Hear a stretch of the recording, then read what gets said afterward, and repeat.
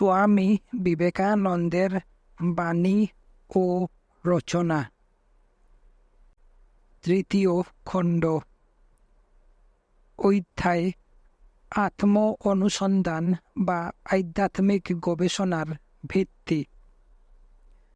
পাশ্চাত্য দেশে অবস্থানকালে স্বামী বিবেকানন্দ কদাচিৎ বিতর্কমূলক আলোচনায় অংশগ্রহণ করিতেন। লন্ডনে অবস্থানকালে একবার ঐরূপ এক আলোচনায় তিনি অংশগ্রহণ করিয়াছিলেন। তাহাতে বিচার্য বিষয় ছিল, আত্মবস্তু কি বৈজ্ঞানিক প্রমাণের যোগ্য? বিতর্কের প্রসঙ্গে তিনি এমন একটি মন্তব্য শুনিয়াছিলেন, যাহা তিনি পাশ্চাত্য খণ্ডে সেই প্রথমই শ্রবণ করেন নাই। প্রথমেই তাহার উল্লেখ করিয়া তিনি বলেন, একটি প্রসঙ্গে আমি মন্তব্য করিতে ইচ্ছা করিতেছি। মুসলমান ধর্মাবলম্বীগণ স্ত্রী জাতির কোনো আত্মা আছে বলিয়া বিশ্বাস করেন না। এই প্রকার যে উক্তি এখানে আমাদের নিকট করা হইয়াছে, তাহা ভ্রান্ত। আমি দুঃখের সহিত বলিতেছি যে, খ্রিস্টান ধর্মাবলম্বীদের মধ্যে এই ভ্রান্তি বহুদিনের এবং তাহারা এই ভ্রমটি ধরিয়া রাখিতে পছন্দ করেন বলিয়া মনে হয়। মানুষের প্রকৃতির ইহা একটি অদ্ভুত ধারা যে, সে যাহাদিগকে পছন্দ করে না তাহাদের সম্বন্ধে এমন কিছু প্রচার করিতে চায় যাহা খুবই খারাপ। কথা প্রসঙ্গে বলিয়া রাখি যে, আমি মুসলমান নই, কিন্তু উক্ত ধর্ম সম্বন্ধে অনুশীলন করিবার সুযোগ আমার হইয়াছিল এবং আমি দেখিয়াছি, কুরআনে এমন একটিও উক্তি নাই যাহার অর্থ নারীর আত্মা নাই। বস্তুত কুরআন বলেন, নারীর আত্মা আছে। আত্মা সম্বন্ধে যে সকল বিষয় আজ আলোচিত হইল, সে সম্পর্কে আমার এখানে বলিবার মতো বিশেষ কিছু নাই, কারণ প্রথমেই প্রশ্ন উঠে, আত্মিক বিষয়গুলির বৈজ্ঞানিক উপায়ে প্রত্যক্ষ প্রমাণ দেওয়া চলে কি না? আপনারা প্রত্যক্ষ প্রমাণ বলিতে কি বুঝেন? প্রথমত, প্রত্যেক বিষয়কে জ্ঞাতা ও জ্ঞেয় এই উভয় দিক হইতে দেখা আবশ্যক। যে পদার্থবিদ্যা ও রসায়ন শাস্ত্রের সহিত আমরা খুবই পরিচিত এবং যেগুলি আমরা খুবই পড়িয়াছি, ওইগুলির কথাই ধরা যাক। ওইগুলি সম্বন্ধেও কি ইহা সত্য নয় যে, ওই দুই বিদ্যার অতি সাধারণ বিষয়গুলির পরীক্ষণও জগতের যে কোনো ব্যক্তি অনুধাবন করিতে পারে? একটি মূর্খ চাষাকে ধরিয়া বৈজ্ঞানিক পরীক্ষণ প্রদর্শন করুন, সে উহার কি বুঝিবে? কিছুই না। কোনো বৈজ্ঞানিক পরীক্ষা বুঝিবার মতো অবস্থায় উপনীত হইবার আগে অনেক শিক্ষার প্রয়োজন হয়। তাহার পূর্বে সে এই সব কিছুই বুঝিতে পারিবে না। ইহা এই ব্যাপারে একটি প্রচণ্ড অসুবিধা। যদি বৈজ্ঞানিক পরীক্ষণ অর্থ ইহাই বুঝিতে হয় যে, কতকগুলি তথ্যকে এমন সাধারণ স্তরে নামাইয়া আনা হইবে যে, ওইগুলি সকল মানুষের পক্ষে সমভাবে গ্রহণীয় হইবে, ওইগুলি সকলের দ্বারা অনুভূত হইবে, তাহা হইলে কোনো বিষয়ে যে ঐরূপ কোনো বৈজ্ঞানিক পরীক্ষণ সম্ভব, ইহা আমি সম্পূর্ণভাবে অস্বীকার করি। তাহাই যদি সম্ভব হইত, তাহা হইলে আমাদের যত বিশ্ববিদ্যালয় এবং যত শিক্ষা ব্যবস্থা আছে, সবই বৃথা হইত। যদি শুধু মনুষ্য জন্মগ্রহণ করিয়াছি বলিয়া বৈজ্ঞানিক সকল বিষয়ই আমরা বুঝিয়া ফেলি, তাহা হইলে আমরা শিক্ষা গ্রহণ করি কেন? এত অধ্যয়ন অনুশীলনী বা কেন? এই সবের তো কোনো মূল্যই নাই। সুতরাং আমরা বর্তমানে যে স্তরে আছি, জটিল বিষয়সমূহ সেখানে নামাইয়া আনাকেই যদি বিজ্ঞানসম্মত প্রত্যক্ষ প্রমাণ বলা হয়, তবে এই কথা শ্রবণ মাত্র নির্বিচারে বলা চলে যে, তাহা এক অসম্ভব ব্যাপার। অতঃপর আমরা যে অর্থ ধরিতেছি, তাহাই নির্ভুল হওয়া উচিত। তাহা হইল এই যে, কতকগুলি জটিলতর তত্ত্ব প্রমাণের জন্য অপর কতকগুলি জটিল তত্ত্বের অবতারণা আবশ্যক। এই জগতে কতকগুলি অধিকতর জটিল দুরূহ বিষয় আছে, যেগুলি আমরা অপেক্ষাকৃত অল্প জটিল বিষয়ের দ্বারা ব্যাখ্যা করিয়া থাকি এবং হয়তো এই উপায়ে উক্ত বিষয়সমূহের নিকটতর জ্ঞান লাভ করি। এই রূপে ক্রমে এগুলিকে আমাদের বর্তমান সাধারণ জ্ঞানের স্তরে নামাইয়া আনা হয়। কিন্তু এই পদ্ধতিও অত্যন্ত জটিল ও যত্ন সাপেক্ষ, এবং ইহার জন্যও বিশেষ অনুশীলন প্রয়োজন, প্রভূত পরিমাণ শিক্ষা দীক্ষার প্রয়োজন। সুতরাং এই সম্পর্কে আমি এইটুকুই বলিতে চাই যে আধ্যাত্মিক বিষয়ের বৈজ্ঞানিক প্রমাণ পাইতে হইলে শুধু যে বিষয়ের দিক হইতেই সম্পূর্ণ তথ্য প্রমাণাদির প্রয়োজন আছে তাহা নয়। যাহারা এই প্রমাণ প্রত্যক্ষ করিতে ইচ্ছুক তাহাদের দিক হইতেও যথেষ্ট সাধনার প্রয়োজন। এই সব শর্ত পূর্ণ হইলেই কোনো ঘটনা বিশেষ সম্বন্ধে আমাদের সম্মুখে যখন প্রমাণ বা অপ্রমাণ উপস্থাপিত হইবে তখন আমরা হা বা না বলিতে পারিব। কিন্তু তৎপূর্বে সর্বাপেক্ষা উল্লেখযোগ্য ঘটনাবলী অথবা যে সকল ঘটনার বিবরণ ইতিহাসে পুনঃ পুনঃ লিপিবদ্ধ হইয়াছে তাহাও প্রমাণ করা অতি দুরূহ বলিয়াই মনে হয়। অতঃপর স্বপ্ন হইতে ধর্মের উদ্ভব হইয়াছে এই জাতীয় যে সব ব্যাখ্যা অতি অল্প চিন্তার ফলে প্রসূত হইয়াছে সেগুলির প্রসঙ্গে আসিতেছি। যাহারা এই সব ব্যাখ্যা অবিনিবেশ সহকারে বিশ্লেষণ ও বিচার করিয়াছেন তাহারা মনে করিবেন এই ধরনের অভিমত কেবল অসার কল্পনা মাত্র। ধর্ম স্বপ্ন হইতে উদ্ভূত এই মত যদিও অতি সহজভাবেই ব্যাখ্যা করা হইয়াছে, তথাপি এইরূপ কল্পনা করার কোনো হেতু আছে বলিয়া মনে হয় না। ঐরূপ হইলে অতি সহজেই অজ্ঞেয়বাদীর মত গ্রহণ করা চলিত। কিন্তু দুর্ভাগ্যবশত এই বিষয়টির অত সহজ ব্যাখ্যা সম্ভব নয়। এমনকি আধুনিক কালেও নিত্য নূতন অনেক আশ্চর্য ঘটনা ঘটিতে দেখা যায়। এইগুলি সম্পর্কে অনুসন্ধান করিতে হইবে। কেবল হইবে কেন, এ পর্যন্ত অনেক অনুসন্ধান হইয়া আসিতেছে। অন্ধ বলে সূর্য নাই, তাহাতে প্রমাণ হয় না যে সূর্য সত্যই নাই। বহু বছর পূর্বেই এই সব ঘটনা সম্পর্কে অনুসন্ধান হইয়া গিয়াছে। কত কত জাতি সমগ্রভাবে বহু শতাব্দী ধরিয়া নিজ দিগকে স্নায়ুর সূক্ষ্মাতি সূক্ষ্ম কার্যকলাপ আবিষ্কারের উপযুক্ত যন্ত্র করিয়া তুলিবার সাধনায় নিযুক্ত রাখিয়াছেন। তাহাদের আবিষ্কৃত তথ্য প্রমাণাদি বহু যুগ পূর্বেই প্রকাশিত হইয়াছে। এই সব বিষয় পঠন পাঠনের জন্য কত মহাবিদ্যালয় স্থাপিত হইয়াছে, এবং সেই সব দেশে এমন অনেক নরনারী আজও বর্তমান আছেন যাহারা এই ঘটনা রাশির জীবন্ত প্রমাণ। অবশ্য আমি স্বীকার করি এ ক্ষেত্রে প্রচুর বন্ডামি আছে এবং ইহার মধ্যে প্রতারণা ও মিথ্যা অনেক পরিমাণে বর্তমান। কিন্তু এই সব কোন ক্ষেত্রে নাই?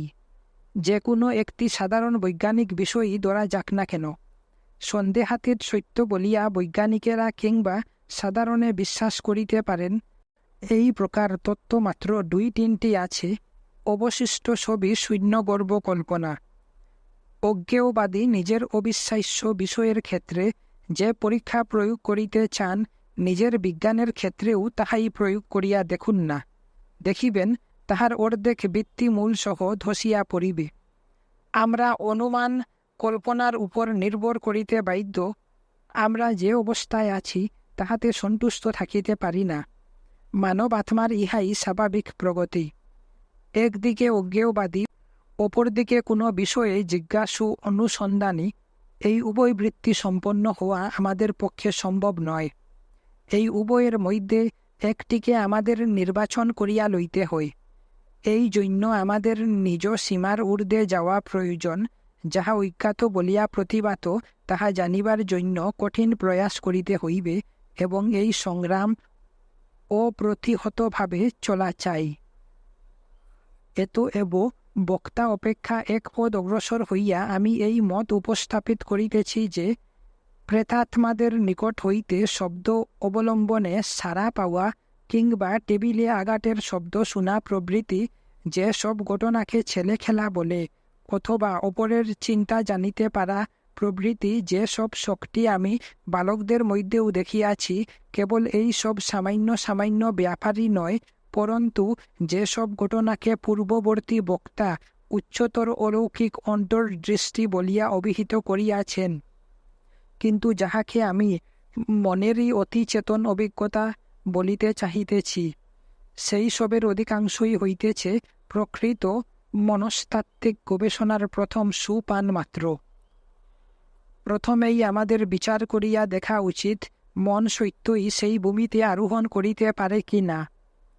আমার ব্যাখ্যা অবশ্য উক্ত বক্তার ব্যাখ্যা হইতে কিঞ্চিৎ ভিন্ন হইবে, তথাপি পরস্পরের ব্যবহৃত শব্দগুলির অর্থ ঠিক করিয়া লইলে হয়তো আমরা উভয়ই একমত হইতে পারিব। আমাদের সম্মুখে যে ব্রহ্মাণ্ড বিদ্যমান, তাহা সম্পূর্ণরূপে মানব অনুভূতির অন্তর্ভুক্ত নয়। এরূপ অবস্থায় মৃত্যুর পরেও সম্প্রতি যে প্রকার চেতনা আছে, তাহা থাকে কি না, এই প্রশ্নের উপর খুব বেশি কিছু নির্ভর করে না।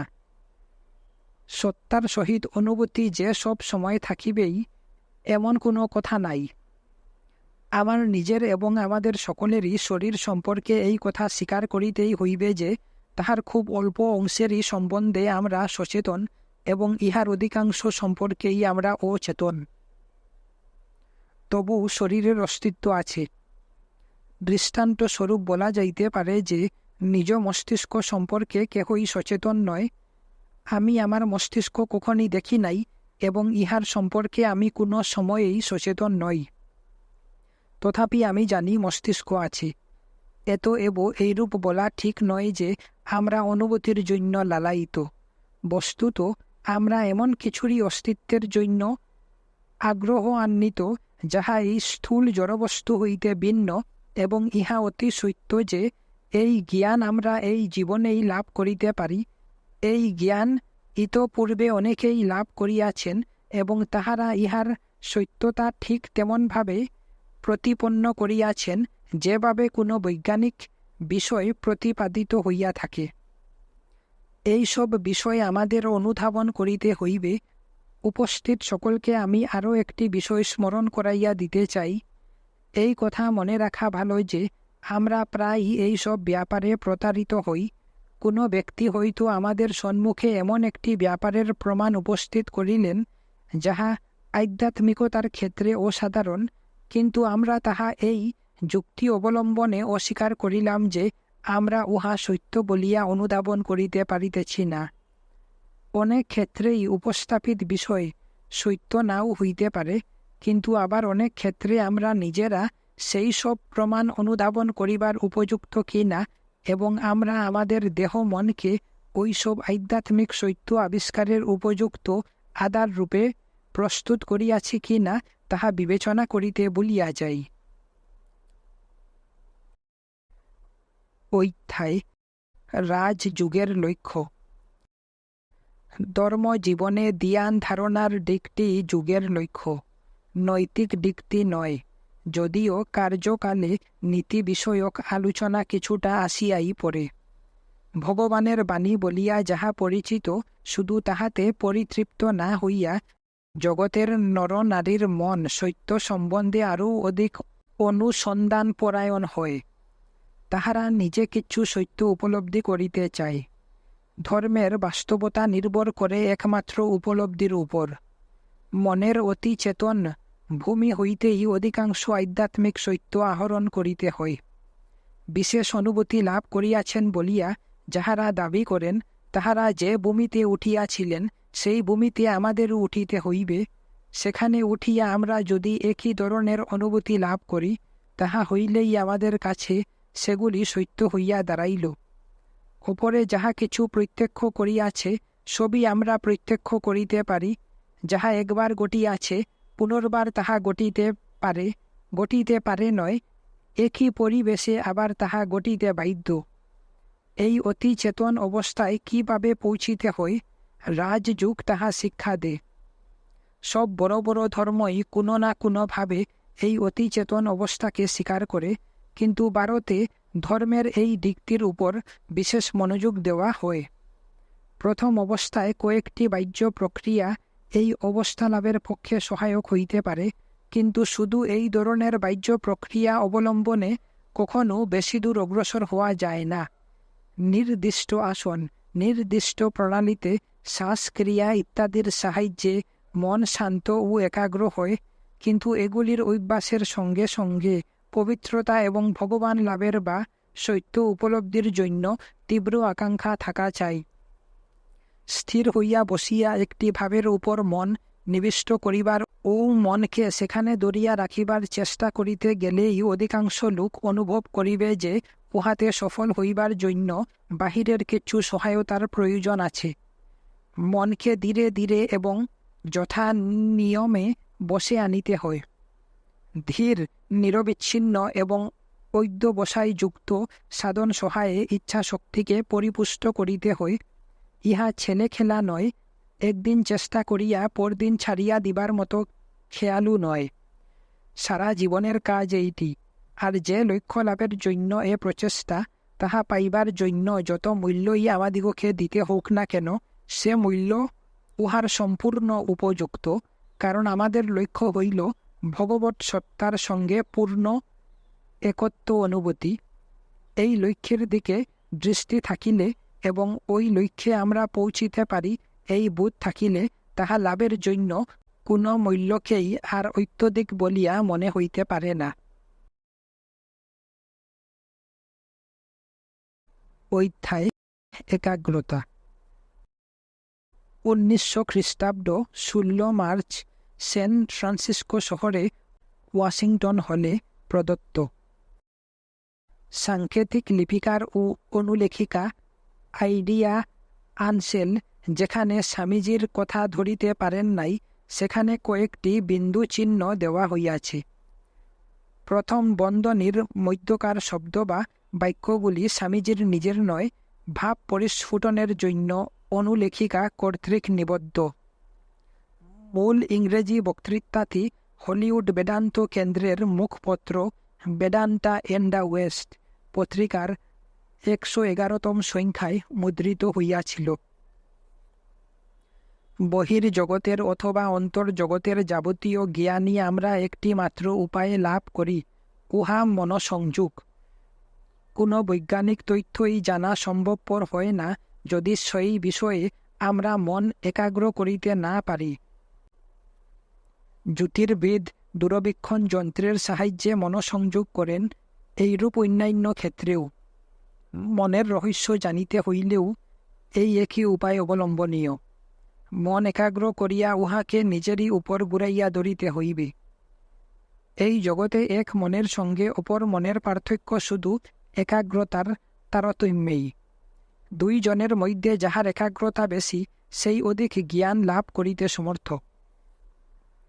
অতীত ও বর্তমান সকল মহাপুরুষের জীবনেই একাগ্রতার এই বিপুল প্রভাব দেখিতে পাওয়া যায়। ইহাদিগকেই প্রতিভাশালী বলা হইয়া থাকে। যোগশাস্ত্রের মতে দৃঢ় প্রচেষ্টা থাকিলে আমরা সকলেই প্রতিভাবান হইতে পারি। কেহ কেহ হয়তো অধিকতর যোগ্যতা সম্পন্ন হইয়া এই পৃথিবীতে আসেন এবং হয়তো জীবনের কর্তব্যগুলি কিছু দ্রুত গতিতেই সম্পন্ন করেন। ইহা আমরা সকলেই করিতে পারি। ওই শক্তি সকলের মধ্যেই রহিয়াছে। মনকে জানিবার জন্য উহাকে কিভাবে একাগ্র করা যায়, তাহাই বর্তমান বক্তৃতার বিষয়বস্তু। যোগীগণ মন সংযমের যে সকলের নিয়ম লিপিবদ্ধ করিয়াছেন, আজ রাত্রে ওইগুলির কয়েকটির কিছু পরিচয় দিতেছি। অবশ্য মনের একাগ্রতা নানাভাবে আসিয়া থাকে। ইন্দ্রিয় সমূহের মাধ্যমে একাগ্রতা আসিতে পারে। সুমধুর সঙ্গীত শ্রবণে কাহারু কাহারু মন শান্ত হইয়া যায়। কেহ কেহ আবার একাগ্র হয়ে কোনো সুন্দর দৃশ্য দেখিয়া। এরূপ লোকও আছে যাহারা তীক্ষ্ণ লোহার কাঠার আসনে শুইয়া বা ধারালো নুড়িগুলির উপর বসিয়া মনের একাগ্রতা আনিয়া থাকে। এগুলি সাধারণ নিয়ম নয়, এই প্রণালী খুবই অবৈজ্ঞানিক। মনকে ধীরে ধীরে নিয়ন্ত্রিত করাই বিজ্ঞানসম্মত উপায়। কেহ ঊর্ধ্ববাহু হইয়া মন একমুখী করে শারীরিক ক্লেশই তাহাকে ঈপ্সিত একাগ্রতা লাভ করাইতেছে, কিন্তু এই সবই অস্বাভাবিক। ভিন্ন ভিন্ন দার্শনিক কর্তৃক এই সম্বন্ধে কতকগুলি সর্বজনীন উপায় উদ্ভাবিত হইয়াছে। কেহ কেহ বলেন, শরীর আমাদের জন্য যে গণ্ডি সৃষ্টি করিয়াছে, উহা অতিক্রম করিয়া মনের অতি চেতন অবস্থায় পৌঁছানোই আমাদের লক্ষ্য। চিত্তশুদ্ধির সহায়ক বলিয়াই যোগীর নিকট নীতিশাস্ত্রের মূল্য। মন যত পবিত্র হইবে, উহা সংযত করাও তত সহজ হইবে। মনে যে কোনো চিন্তা উঠুক না কেন, মন উহা ধারণ বা গ্রহণ করিয়া বাহিরের কর্মে রূপায়িত করে। যে মন যত স্থূল, উহাকে বশ করা ততই কঠিন। কোনো ব্যক্তির নৈতিক চরিত্র কলুষিত হইলে তাহার পক্ষে মন স্থির করিয়া মনোবিজ্ঞানের অনুশীলন করা কখনো সম্ভব নয়। প্রথম প্রথম হয়তো সে কিছু মনসংযম করিতে পারিল, কিছু সফলতাও আসিতে পারে, হয়তো বা একটু দূরশ্রবণ শক্তি লাভ হইল, কিন্তু এই শক্তিগুলিও তাহার নিকট হইতে চলিয়া যাইবে। মুশকিল এই যে অনেক ক্ষেত্রে যে সকল অসাধারণ শক্তি তাহার আয়ত্তে আসিয়াছিল, অনুসন্ধান করিলে দেখা যায় ওইগুলি কোনো নিয়মিত বিজ্ঞানসম্মত শিক্ষা প্রণালীর মাধ্যমে অর্জিত হয় নাই। যাহারা জাদু বলে সর্প বশীভূত করে, তাহাদের প্রাণ যায় সর্পাঘাতেই। কেহ যদি কোনো অলৌকিক শক্তি লাভ করিয়া থাকে, তো সে পরিণামে ওই শক্তির কবলে পড়িয়াই বিনষ্ট হইবে। ভারতবর্ষে লক্ষ লক্ষ লোক নানাবিধ উপায়ে অলৌকিক শক্তি লাভ করে। তাহাদের অধিকাংশ উন্মাদ রোগগ্রস্ত হইয়া মৃত্যুমুখে পতিত হয়। অনেকে আবার অপ্রকৃতিস্থ হইয়া আত্মহত্যা করে। মনসংযমের অনুশীলন বিজ্ঞানসম্মত, ধীর, শক্তিপূর্ণ ও নিরাপদভাবে শিক্ষা করা উচিত। প্রথম প্রয়োজন সুনীতিপরায়ণ হওয়া। এইরূপ ব্যক্তি দেবতাদের নামাইয়া আনিতে চান, এবং দেবতারাও মর্তাধামে নামিয়া আসিয়া তাহার নিকট নিজেদের স্বরূপ প্রকাশ করেন।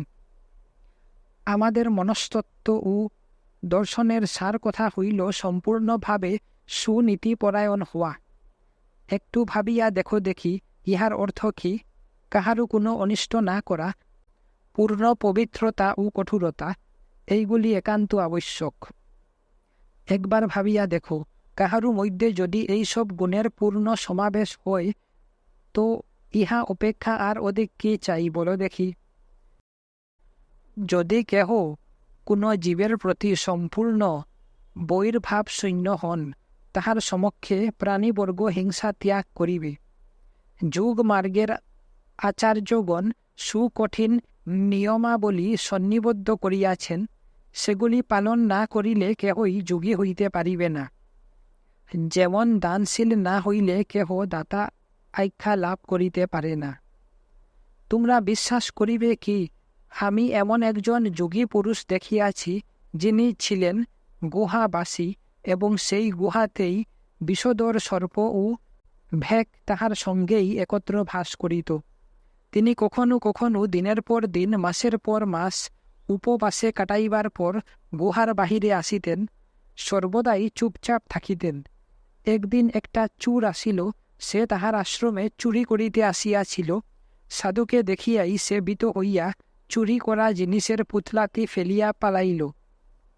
সাধু পুতলাটি তুলিয়া লইয়া পিছনে পিছনে অনেক দূর দ্রুত দৌড়াইয়া তাহার কাছে উপস্থিত হইলেন। শেষে তাহার পদপ্রান্তে পুতলাটি ফেলিয়া দিয়া করজোড়ে অশ্রুপূর্ণ লোচনে তাহার অনিচ্ছাকৃত ব্যাঘাতের জন্য ক্ষমা প্রার্থনা করিলেন, এবং অতি কাতরভাবে জিনিসগুলি লইবার জন্য পীড়াপিড়ি করিতে লাগিলেন। তিনি বলিতে লাগিলেন, এগুলি আমার নয়, তোমার। আমার বৃদ্ধ আচার্যদেব বলিতেন, ফুল ফুটলে মৌমাছি আপনি এসে জুটে। এরূপ লোক এখনও আছেন, তাহাদের কথা বলার প্রয়োজন হয় না। যখন মানুষ অন্তরের অন্তঃস্থলে পবিত্র হইয়া যায়, হৃদয়ে বিন্দুমাত্র ঘৃণার ভাব থাকে না, তখন সকল প্রাণী তাহার সম্মুখে হিংসা দ্বেষ পরিত্যাগ করে। পবিত্রতার ক্ষেত্রেও এই এক কথা। মানুষের সহিত আচরণের জন্য এগুলি আবশ্যক। সকলকেই ভালোবাসিতে হইবে। অপরের দোষ ত্রুটি দেখিয়া বেড়ানো তো আমাদের কাজ নয়, উহাতে কোনো উপকার হয় না। এমনকি ওইগুলির সম্বন্ধে আমরা চিন্তাও যেন না করি। সৎ চিন্তা করাই আমাদের উচিত। দোষের বিচার করিবার জন্য আমরা পৃথিবীতে আসি নাই, সৎ হওয়াই আমাদের কর্তব্য। হয়তো মিস অমুক আসিয়া এখানে হাজির, বলিলেন, আমি যোগ সাধনা করব। 20 বার তিনি নিজের অভিপ্রায়ের কথা অপরের কাছে বলিয়া বেড়াইলেন। হয়তো 50 দিন ধ্যান অভ্যাস করিলেন। পরে বলিলেন, এই ধর্মে কিছুই নাই, আমি সেদে দেখেছি, পেলাম না তো কিছুই। ধর্ম জীবনের ভিত্তি সেখানে নাই। ধার্মিক হইতে হইলে এই পূর্ণ নৈতিকতার বনিয়াদ একান্ত আবশ্যক। ইহাই কঠিন কথা। আমাদের দেশে নিরামিষ বুঝি সম্প্রদায় সমূহ আছে। ইহারা প্রত্যুষে পিপিলিকার জন্য সেরের পর সের চিনি মাটিতে ছড়াইয়া দে। একটি গল্প শোনা যায়, একবার এই সম্প্রদায়ের জনৈক ব্যক্তি পিঁপড়াদের চিনি দিতেছিল। এমন সময় একজন আসিয়া পিঁপড়াগুলি মারাইয়া ফেলে। হতবাগা, তুই প্রাণী হত্যা করিলি বলিয়া প্রথম ব্যক্তি দ্বিতীয়কে এমন এক ঘুষি মারে যে লোকটি পঞ্চত প্রাপ্ত হয়। বাহ্য পবিত্রতা অত্যন্ত সহজসাধ্য এবং সারা জগৎ উহার দিকেই ছুটিয়া চলিতেছে। কোনো বিশেষ পরিচ্ছদই যদি নৈতিকতার পরিমাপক হয়, তবে যে কোনো মূর্খই তো তাহা পরিধান করিতে পারে। কিন্তু মন লইয়াই যখন সংগ্রাম, তখন উহা কঠিন ব্যাপার। শুধু বাহিরের কৃত্রিম জিনিস লইয়া যাহারা থাকে, তাহারা নিজে নিজেই এত ধার্মিক বনিয়া উঠে। মনে পড়ে ছেলেবেলায় যীশুখ্রিস্টের প্রতি আমার খুব ভক্তি ছিল। একবার বাইবেলে বিবাহ ভোজের বিষয়টি পড়ি। অমনি বই বন্ধ করিয়া বলিতে থাকি, ও হো, তিনি মদ ও মাংস খেয়েছিলেন, তবে তিনি কখনো সাধু পুরুষ হতে পারেন না। প্রত্যেক বিষয়ের প্রকৃত তাৎপর্য সব সময়েই যেন আমাদের নজর এড়াইয়া যায়। সামান্য বেশভূষা ও খাওয়া দাওয়ার ব্যাপার, মূর্খেরাও তো উহা দেখিতে পারে, কিন্তু অসন বসনের বাহিরে দৃষ্টি যায় কয়জনের? হৃদয়ের শিক্ষাই আমাদের কাম্য। ভারতে এক শ্রেণীর লোককে কখনো কখনো দিনে 20 বার স্নান করিতে দেখা যায়। তাহারা নিজেদের খুব পবিত্র মনে করে, আবার কাহাকেও স্পর্শ করিতে পর্যন্ত তাহারা কুণ্ঠিত হয়। স্থূল ব্যাপার, বাহ্য আচার মাত্র। শুধু স্নান করিয়াই যদি পবিত্র হওয়া যাইত, তবে তো মৎস্যকুলি সর্বাপেক্ষা পবিত্র প্রাণী। স্নান, পোশাক, খাদ্যবিচার প্রভৃতির প্রকৃত মূল্য তখনই যখন এগুলি আধ্যাত্মিক উন্নতির পরিপূরক হয়। আধ্যাত্মিকতার স্থান প্রথমে, এগুলি সহায়ক মাত্র। কিন্তু আধ্যাত্মিকতা যদি না থাকে, তবে যতই ঘাস পাতা খাওয়া যাক না কেন, কোনোই কল্যাণ নাই। ঠিক মতো বুঝিলে এগুলি জীবনে অগ্রগতির পথে সাহায্য করে, নচেত উন্নতির পরিপন্থী হয়। এই জন্যই এই বিষয়গুলি বুঝাইয়া বলিতেছি। প্রথমত, সকল ধর্মেই অজ্ঞ লোকদের হাতে পড়িয়া সব কিছুরই অবনতি হয়। বোতলে কর্পূর ছিল, সমস্তটাই উড়িয়া গেল, এখন শূন্য বোতলটি লইয়াই কারাকারি। আরও একটা কথা, আধ্যাত্মিকতার লেশ মাত্রও থাকে না যখন লোকে বলিতে আরম্ভ করে, আমারটাই ভালো, তোমার যা কিছু সবই মন্দ। মতবাদ ও বাহিরের অনুষ্ঠানগুলি লইয়াই বিবাদ। আত্মায় বা শাশ্বত সত্যে কখনো বিরোধ নাই।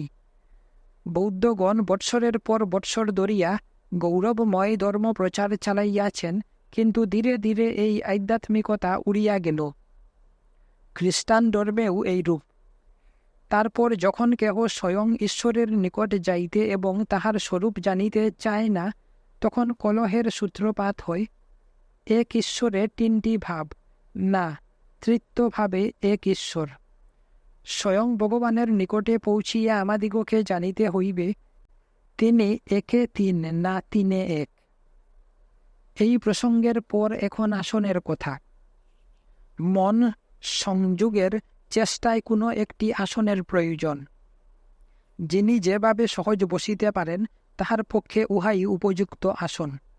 মেরুদণ্ড সরল ও সহজভাবে রাখাই নিয়ম। মেরুদণ্ড শরীরের ভার বহিবার জন্য নয়। আসন সম্বন্ধে এইটুকু স্মরণীয়, যে আসনে মেরুদণ্ডকে শরীরের ভার মুক্ত করিয়া সহজ ও সরলভাবে রাখা যায়, সে আসনেই বসো।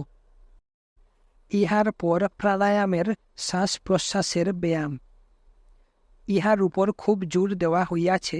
যাহা বলিতেছি তাহা ভারতের কোনো সম্প্রদায় বিশেষ হইতে সংগৃহীত একটা শিক্ষা নয়, ইহা সর্বজনীন সত্য। যেমন এই দেশে তোমরা ছেলে মেয়েদের কতকগুলি নির্দিষ্ট প্রার্থনা শিক্ষা দাও, ভারতবর্ষে বালক বালিকাদের সম্মুখে তেমনি কতিপয় বাস্তব তথ্য ধরা হয়।